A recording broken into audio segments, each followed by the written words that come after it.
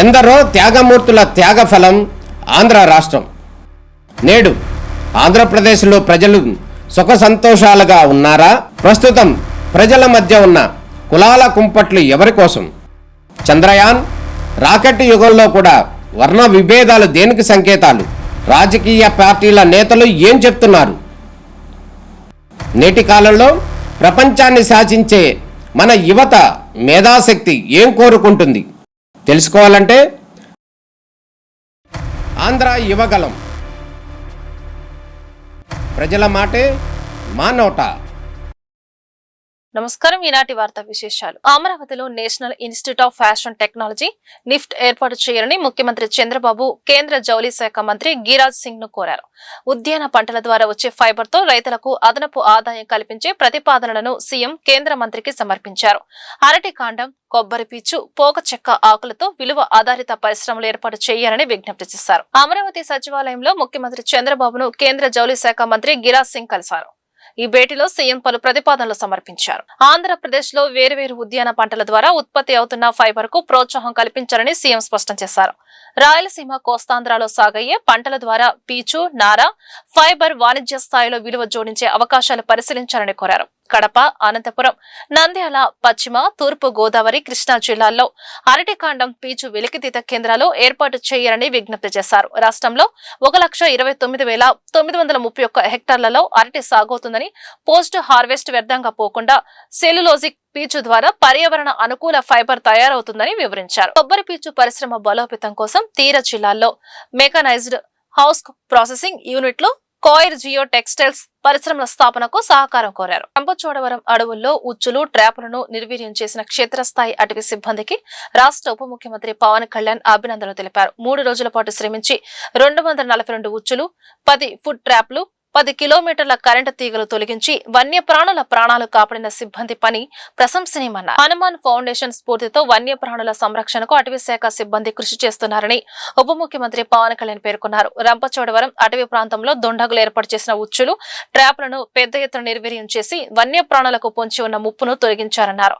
కఠిన పరిస్థితుల మధ్య 3 రోజులు శ్రమించి 242 ఉచ్చులు, 10 ఫుట్ ట్రాప్లు, 10 కిలోమీటర్ల పొడవు కరెంటు తీగలు తొలగించిన సిబ్బంది కృషిని మిగిలిన వారికి స్ఫూర్తినిస్తుందని కొనియాడారు. వెలిగొండ ప్రాజెక్టు పోలవరం ఎడమ ప్రధాన కాలువ పనులపై జలవనరుల శాఖ మంత్రి నిమ్మల రామానాయుడు వీడియో కాన్ఫరెన్స్ నిర్వహించారు.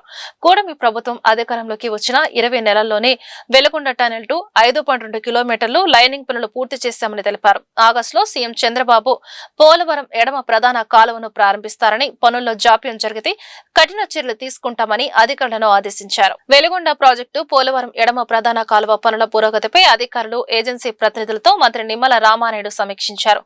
నిర్దేశించిన సమయానికి పనులు పూర్తి చేయాలని సూచించారు. వెలిగొండ ప్రాజెక్టులో భాగంగా టన్నెల్ 2లో క్లిష్టమైన 5.2 కిలోమీటర్ల లైనింగ్ పనులు పూర్తయ్యాయని మంత్రి తెలిపారు. టన్నెల్ 2లో మిగిలిన బెంచింగ్ పనులు జూన్ 10 కల్లా, మిగిలిన 1.7 కిలోమీటర్ల లైనింగ్ జూలై చివరి నాటికి పూర్తి చేయాలని ఏజెన్సీలను ఆదేశించారు. కోర్టు స్టే ఎత్తివేయడంతో చిక్కుకున్న 175 మీటర్ల టీబీఎం మిషన్ తొలగింపు పనులు మొదలుపెట్టామని, 2 నెలల్లో మిషన్ తొలగించేలా నిర్దిష్ట ప్రణాళికతో పనిచేయాలన్నారు.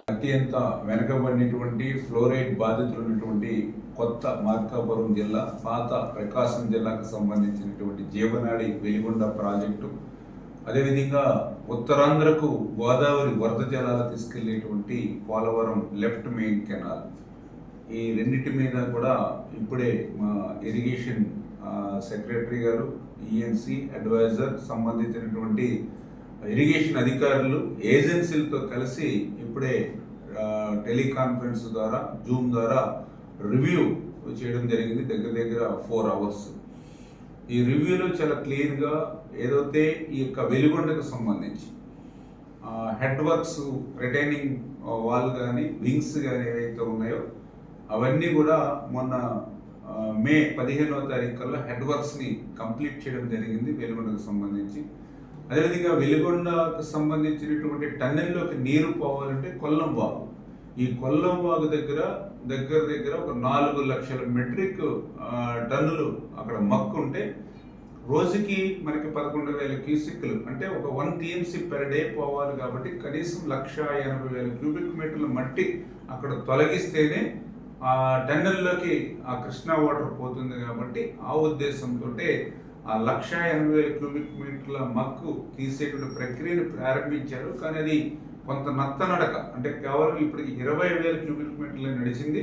రేపు జూలై ఎండింగ్ కల్లా కృష్ణా వాటర్ వచ్చే లోపల ఇది కంప్లీట్ చేయాలి. కాబట్టి ఈ మక్కను తొలగించేటువంటి ప్రక్రియను వేగవంతం చేయమని చెప్పేసి కూడా ఈరోజు ఆదేశాలు ఇచ్చామని చెప్పి తెలియజేసుకుంటూ, అదేవిధంగా టన్నెల్ 2కి సంబంధించినటువంటి బెంచింగ్ ఇంకా బ్యాలెన్స్ పనులు ఉన్నాయి.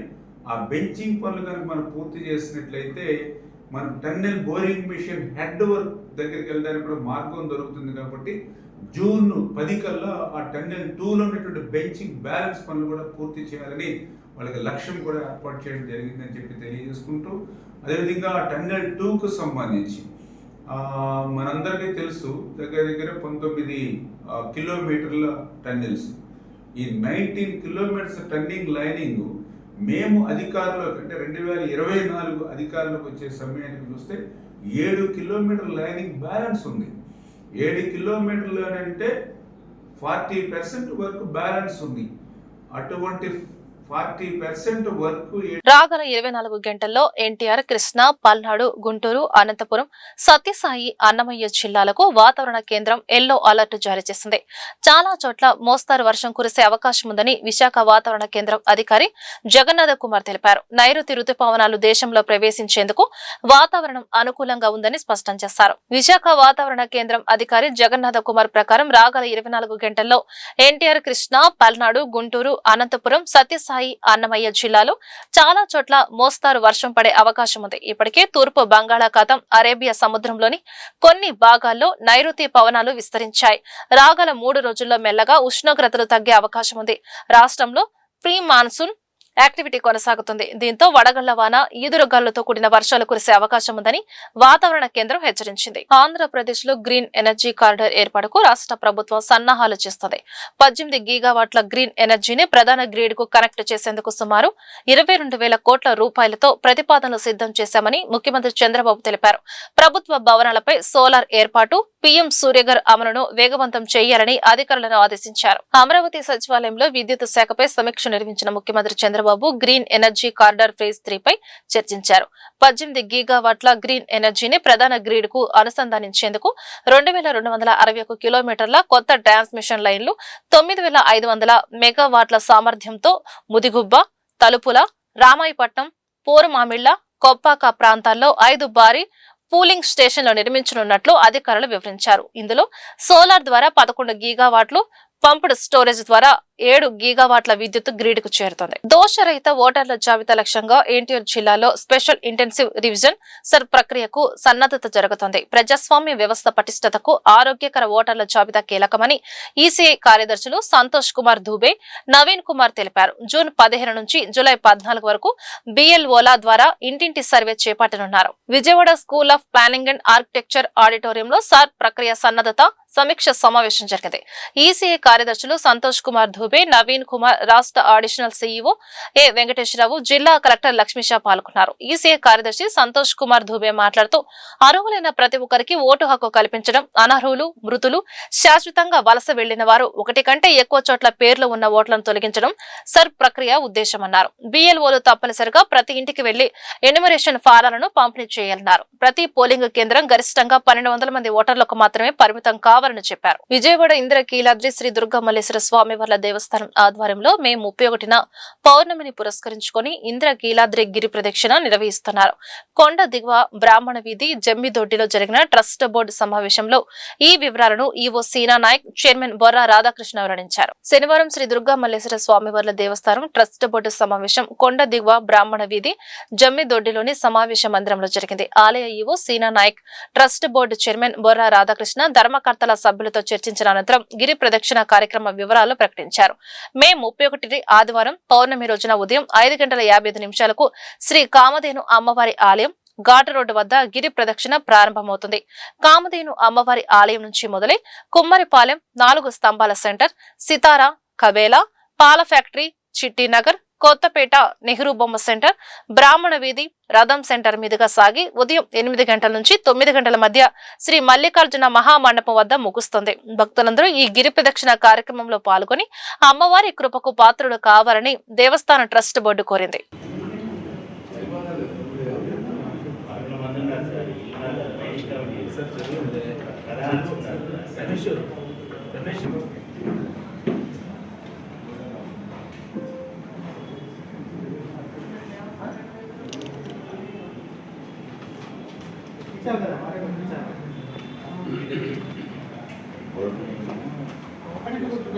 ఎంతసేపు అవుతుంది రమేష్ రావడానికి వైదిక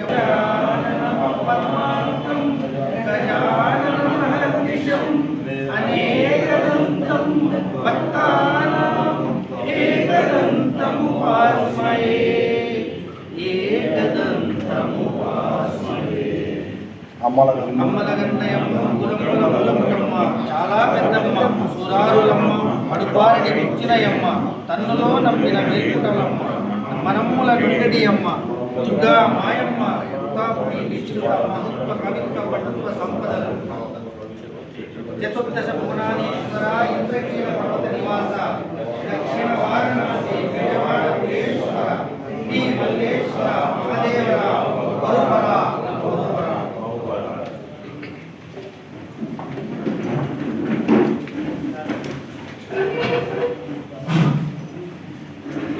అందరికీ నమస్కారం.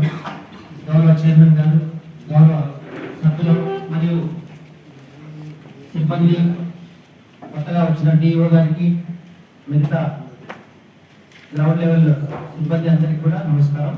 సుప్రీంకోర్టు తీర్పు నేపథ్యంలో కులగణన సమాన వాటా లెక్కలు తేల్చాల్సిన అవసరం ఉందని ఏపీసీసీ బీసీ డిపార్ట్మెంట్ చైర్మన్ సొంటి నాగరాజు డిమాండ్ చేశారు. ఎన్డీఏ ప్రభుత్వం, రాష్ట్ర పార్టీలు బీసీల అంశంపై స్పందించకపోవడం దారుణమని విమర్శించారు. విజయవాడ ఆంధ్రరత్న భవన్ లో బీసీ డిపార్ట్మెంట్ ఆధ్వర్యంలో ప్రెస్ మీట్ జరిగింది. ఏపీసీసీ బీసీ డిపార్ట్మెంట్ చైర్మన్ సొంటి నాగరాజు పాల్గొని మాట్లాడుతూ సుప్రీంకోర్టు ఇటీవల ఇచ్చిన తీర్పు నేపథ్యంలో కులగణన చేపట్టి అందరికీ సమాన వాటా దక్కేలా లెక్కలు తేలాల్సిన అవసరం ఉందన్నారు. బీసీల అంశంపై ఎన్డీఏ ప్రభుత్వంతో పాటు రాష్ట్రంలోని ఇతర రాజకీయ పార్టీలు స్పందించకపోవడం దారుణమని విమర్శించారు. ఈరోజు Andhra Pradesh Congress party OBC state review మీటింగ్కి ఈరోజు మొట్టమొదటిసారిగా నేను రావడం జరిగింది. నన్ను నేను కొంచెం పరిచయం చేసుకునే ప్రయత్నం చేస్తాను. నా పేరు రుద్ర సంతోష్ కుమార్. నేను ఇక్కడికి సంబంధించి ఏఐసిసి నుంచి ఓబీసీకి సంబంధించినటువంటి రాష్ట్ర ఇన్ఛార్జ్గా ఇక్కడ రావడం జరిగింది. గతంలో ఏదైతే రాహుల్ గాంధీ గారు తీసుకున్నటువంటి భారత్ జోడో యాత్రలో భాగంగా జిస్కి జితనీ ఆబాదీ ఉస్కి ఉత్నీ హిస్సేదారీ అనే ఆలోచనతో స్టార్ట్ అయినటువంటి ఒక పాదయాత్ర, అది ఒక మహాసముద్రంలో మారి 2024లో కులగణన కూడా చేస్తాము, ఈ రాష్ట్రంలో జనగణనలో కులగణన చేస్తాం, మేము అధికారంలోకి వస్తాయని అదే ఉద్దేశంతో మేము వెళ్ళడం జరిగింది. సరే, ఈరోజు తెలంగాణలో ఏదైతే దానికి ఒక మోడల్ స్టేట్గా తెలంగాణలో ఉన్నటువంటి కాంగ్రెస్ పార్టీ కులగణనను తీసుకోవడం జరిగింది. అక్కడ ఏ ఏ కులాలు ఎంత ఉన్నాయి, వారి భాగస్వామ్యం ఎంత ఉంది, దాని మీద కూడా ఒక 1.5 year చాలా ఎక్సర్సైజ్ చేయడం జరిగింది. దానిలో ఒక కీలక సభ్యుడిగా, కులగణనలోకి సంబంధించినటువంటి కీలక సభ్యుడిగా నేను కాంగ్రెస్ పార్టీ తరఫున తెలంగాణలో పనిచేయడం జరిగింది.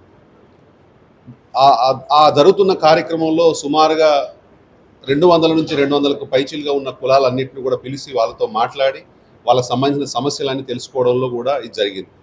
సో ఏదైతే రాహుల్ గాంధీ గారు తెలంగాణలో కులగణన చేపట్టే క్రమంలో ఒక మాట చెప్పడం జరిగింది. ఈ దేశంలో ఉన్నటువంటి బీసీలు కానీ, ఎస్సీలు కానీ, ఎస్టీలు కానీ, మైనారిటీలు కానీ ఒక టైటానిక్ షిప్ ఎలాగైతే కనిపిస్తుందో, టైటానిక్ షిప్ చూడడానికి పైకి ఒక 10% కనిపిస్తుంది, లోపల కనిపించింది ఎంతో పెద్ద ఒక ఐస్బర్గ్ లాగా ఉంటుందని ఒక పెద్ద ఎగ్జాంపుల్ చెప్పడం జరిగింది. అలానే ఈరోజు ఏదైతే తెలంగాణలో అవలంబించిన తర్వాత ఈరోజు కేంద్ర ప్రభుత్వం ఏదైతే జనగణనలో మేము కులగణన చేస్తాము అనే ఒక ఆలోచన తీసుకున్నటువంటి కేంద్ర ప్రభుత్వం ఇప్పుడు జరుగుతున్నటువంటి సెన్సెస్, లాస్ట్ 1 week నుంచి సెన్సెస్ స్టార్ట్ అయింది. దానిలో ఎన్యూమరేషన్లో భాగంగా మొట్టమొదటగా ఓబీసీ అనే సబ్జెక్ట్, ఓబీసీ అనే కాలంని కూడా పెట్టడంలో కేంద్ర ప్రభుత్వం ఎందుకు ఇంత విఫలమైంది అని నేను అడుగుతున్నాను. ఎస్సీ, ఎస్టీ, అదర్ అని పెట్టారు. అంటే ఓబీసీ అనే అంశంలో ఓబీసీ ముఖ్యమంత్రి, ఓబీసీ ప్రధానమంత్రి అని చెప్పుకునేటువంటి వాళ్ళు ఎవరైతే ఉన్నారో మరి వారు ఈరోజు ఓబీసీలను విస్మరించడం, ఏదైతే సెన్సస్ చేస్తున్న సందర్భంలో కనీసం దానిలో ఒక కాలం పెట్టడంలో కూడా విఫలమైంది. వారు ఇచ్చినటువంటి 33 ప్రశ్నలలో ఒక ప్రశ్నకు సంబంధించి ఎస్సీ, ఎస్టీ వారు అదర్ కలగజేసుకోవాల్సిన దుస్థితి ఈ రోజున నరేంద్ర మోడీ తీసుకొచ్చాడు. అదేవిధంగా రాష్ట్రంలో బీసీల వాటా ఎంత అని గత నుంచి పోరాడుతున్నాం. మరి 2011లో ఏదైతే జనాభా లెక్కలేశారో 65% పైన మీరు ఉన్నారంటారు. మరి 140 కోట్ల జనాభాలో 65% ఉంటే బీసీలు పార్లమెంట్లో వాటా ఎంత, ఉద్యోగాల్లో వాటా ఎంత, మీరిచ్చే స్కీముల్లో బీసీలు వాటా ఎంత అని ఓబీసీ కాంగ్రెస్గా మేము నిలదీస్తున్నాం. అదేవిధంగా రానున్న రోజుల్లో బీసీలే వెన్నుముక్కలని ఆయన చెప్పాడు. గతం నుంచి కూడా కాంగ్రెస్ పార్టీ బీసీలకు పెద్ద పెట్టేస్తూ వచ్చింది. బీసీలు అంటే ఎవరు? రైతులు, కార్మికులు, మత్స్యకారులు, చేనేత కార్మికులు, వడ్డెర్లు, యాదవులు, గౌడస, నాయి బ్రాహ్మణ, వీళ్ళంతా కులాలుగా ఉండి 139 కులాలుగా ఉండి 140 కోట్ల జనాభాలో సగ భాగం పైనే ఉన్నారు. ఉదాహరణకు బీసీల శక్తి ఏంటంటే ఈ దేశ భవిష్యత్తుని, ఈ రాష్ట్ర భవిష్యత్తుని చేనేత పన్నుల ద్వారా, చేనేత వృత్తుల ద్వారా అధికారాన్ని అలాగే ఆర్థిక వనరుల్ని సమకూర్చేదే బీసీ. ఉదాహరణకి చెప్తాం మీకు, ఈ రోజున చేనేత వాళ్ళు ఉన్నారు. ఈ రోజున దేశవ్యాప్తంగా చేనేత వాళ్ళు ఈరోజు బట్టలు నెయ్యిపోతే మనందరం బట్టలు వేస్తున్నావా? బట్టలు కట్టుకునేవాళ్ళమా? లేదుగా. చేనేత నుంచి కొన్ని లక్షల కోట్ల రూపాయల ట్యాక్స్ కేంద్ర ప్రభుత్వానికి కానీ రాష్ట్ర ప్రభుత్వానికి కానీ వస్తుంది, అవునా కదా? అలాగే మత్స్యకారులు ఈ రోజున సంపద ఏదైతే ఫిషింగ్ ఉందో, చేపలు కానీ, రొయ్యలు కానీ, మిగతా ఫుడ్ ప్రాసెస్ కానీ అంత లక్షల కోట్ల రూపాయలు ఈ రోజు ట్యాక్సులు కట్టే పరిస్థితి. మరి యాదవలో ఫుడ్ ప్రోడక్ట్ పాలు లేకుండా ఈ రోజున దేశంలో ఎవరూ లేరు. పాల ప్రోడక్ట్లు లేకుండా దేశంలో ఎవరూ లేరు. దాని నుంచి 100,000 కోట్ల ట్యాక్స్ వసూలు చేస్తున్నారు. ఇదంతా మనం సంపాదించేది. మరి గౌడ సోదరులు చూస్తుంటే కళ్ళు నుంచి సారాయి వచ్చింది, సారాయి నుంచి బ్రాందీ వచ్చింది. ఈ రోజున బ్రాందీ లేకపోతే ప్రభుత్వాలు కూలిపోయే పరిస్థితులు ఈ రోజు ఉన్నాయి. అంటే దేశానికి సంపద అంతా ఇచ్చేది బీసీ వర్గాల, మీరు వాటిని దోచుకుంటున్నారు.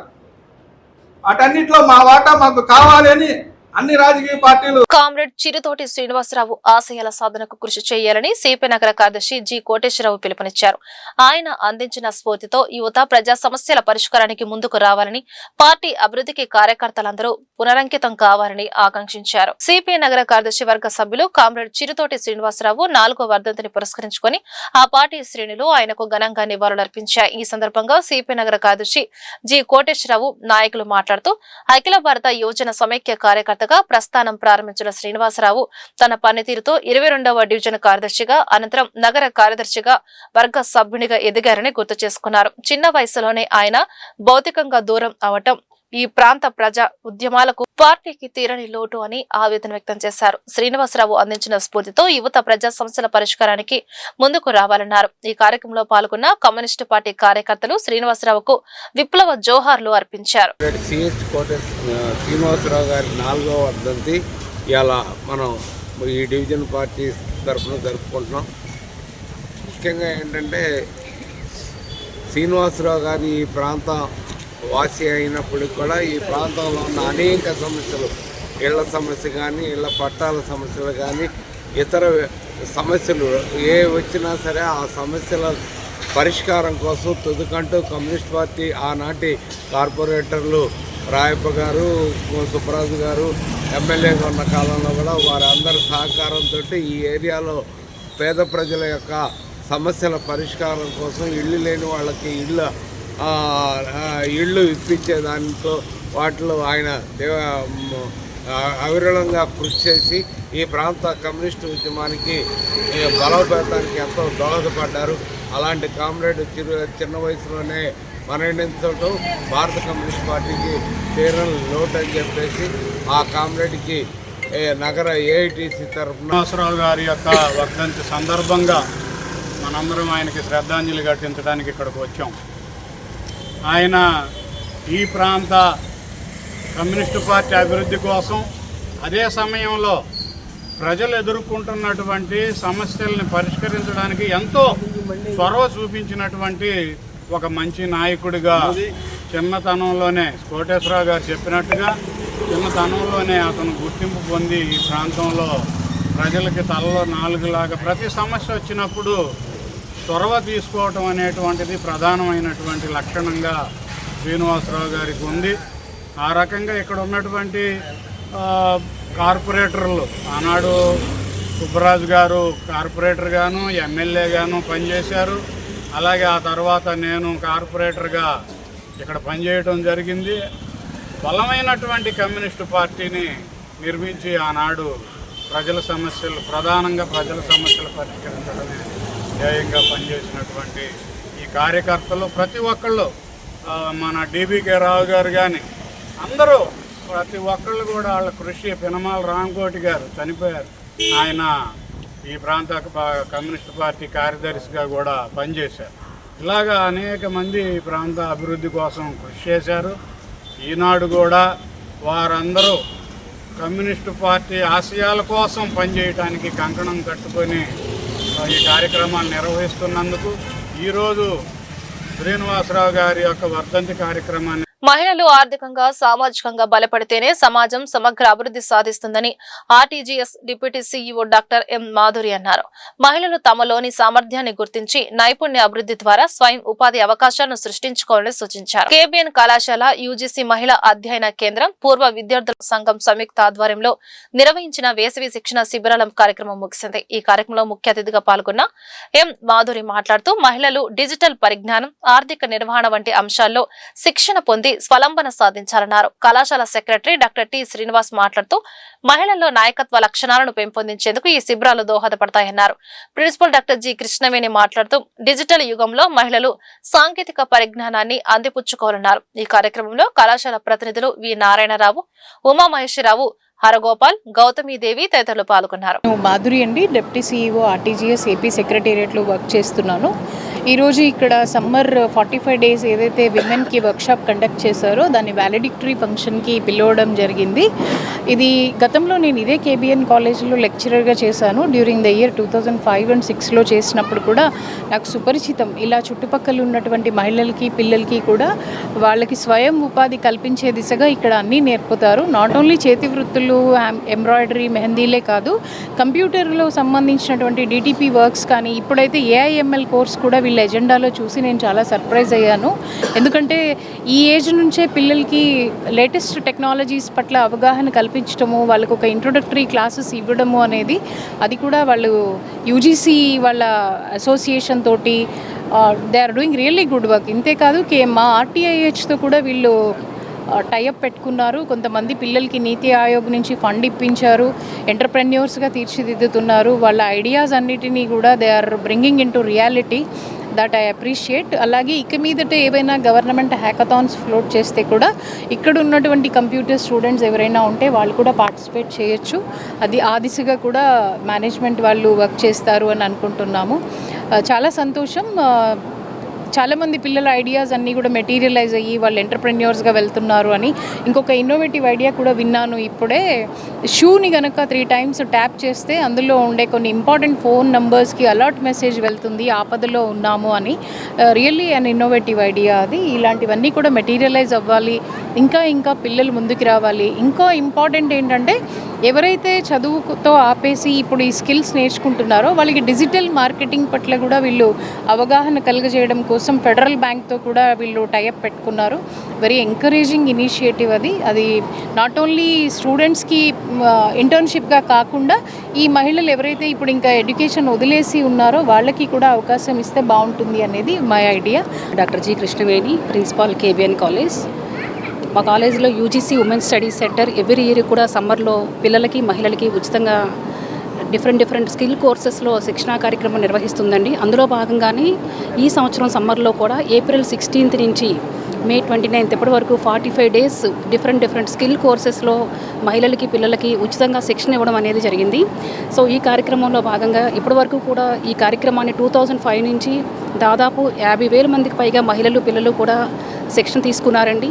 ఈ సమ్మర్ క్యాంప్లో శిక్షణ తీసుకున్న మహిళలు మళ్ళీ తర్వాత బయటికి వెళ్ళి వాళ్ళ వివిధ విభాగాల్లో వాళ్ళు ఎంటర్ప్రెన్యూర్గా మారడం అనేది జరుగుతుంది.